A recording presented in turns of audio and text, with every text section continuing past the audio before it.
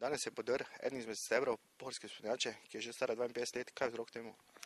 Ja, trenutnega vzroka še ne moremo pojasniti. V naslednjih dneh bo posebna komisija in pa tudi pooblaščene organizacije, ki so pooblaščene za pregled žičniških naprav, bodo poskušali ugotoviti vzrok tega izrednega dogodka in takrat bomo lahko povedali kaj več. Ob padcu 3 gondol sta bila poškodovana tudi 2 gorska kolesarja. Kako je z njima? Ja, dežurni zdravnik na terenu je posumil na sum lažje telesne poškodbe pri 2 potnikih. Za ta dva potnika je odredil prevoz v Univerzitetni klinični center Maribor, kjer sta bila pregledana in tudi na opazovanju. Mi smo bili z obema ves čas v kontaktih in po naših podatkih sta že izpuščena iz bolnišnice.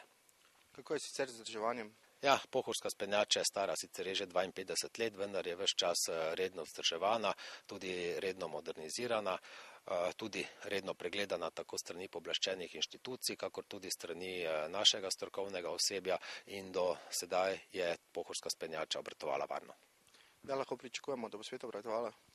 Seveda najprej moramo ugotoviti vzroke tega izrednega dogodka in potem seveda ugotoviti, kako bomo pristopili k sanaciji.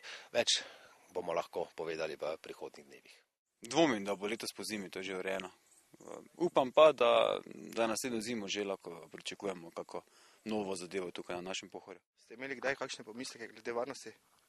Ja, do zdaj ne, saj te naprave morajo delovati v skladu z predpisi, standardi, kontrolami, ne, čem pač še, ne. Se pravi, nekako zaupamo, ne, upravljavcu, da je vse v redu.